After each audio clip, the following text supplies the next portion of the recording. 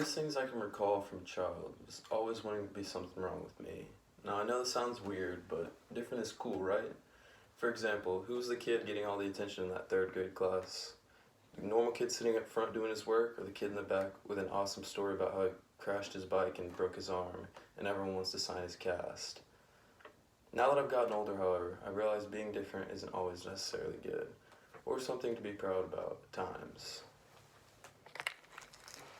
This is my medicine I take every morning when I wake up, or I'm supposed to at least. I was prescribed this medicine to help keep my head straight while my parents were going through their divorce.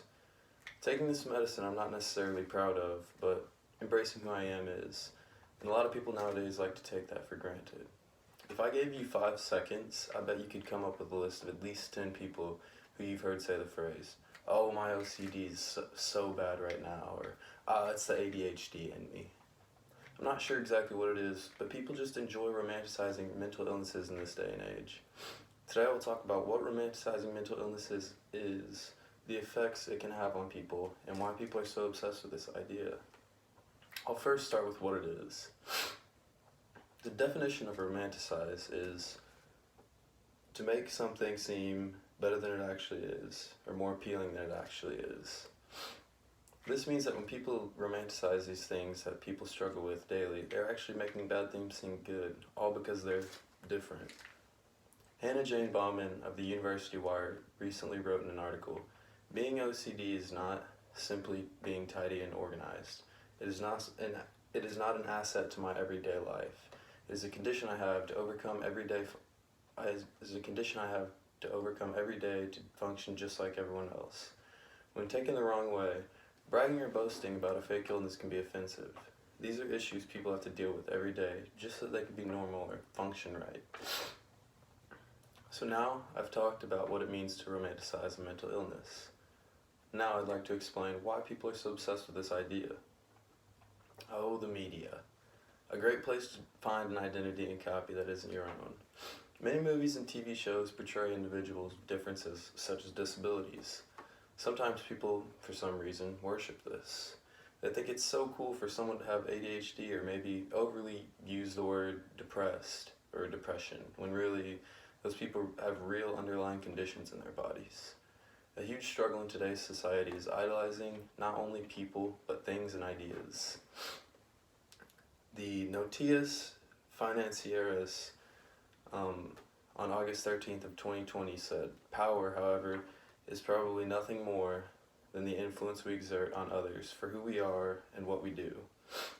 TV and social media stars have a lot of power when it comes to influencing people. If you saw your favorite movie star acting in a movie using a certain tone of voice, it's likely that you might start using that same tone of voice as well, whether you realize it or not. Sometimes this is taken to a bigger level, like if a movie star has a depression or ADHD and suffers from an illness. For how common this is, I will now talk about the effects of romanticizing mental illnesses and how it can affect an individual.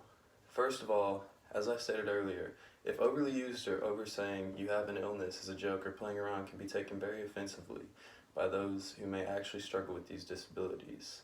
Also, if taken seriously, one's parents or guardians may go out of their way to help them with this disability they think they might have. This means multiple trips to the doctor and a lot of money spent. This could be the start of a much bigger problem too. If one were to be falsely prescribed for something their body didn't actually need, they would be a very likely source of possible substance abuse. This could overall result in taking control of your whole life. David Michael of The Times in London recently wrote about a woman in the same scenario when writing, "A nurse who stole prescription forms to obtain medication after becoming hooked on painkillers for a back injury has been struck off." He informs us of a woman who had a serious back injury, and when she started taking her medication, she couldn't stop and became addicted, and ultimately it cost her job. Switching to another example of this is when people cut themselves. Sumati Yangkum recently discussed this topic in an article of hers published by the Times of India. She stated, "Doctors finally identified the problem, a rare psychological condition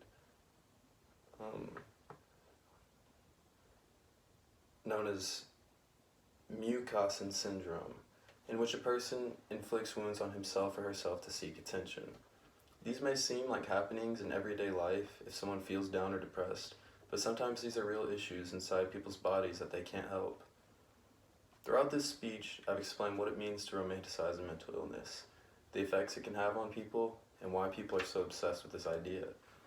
I shared with you the medicine I take daily for a condition I struggle with, and what it may look like for other people to have the issues they pretend they do.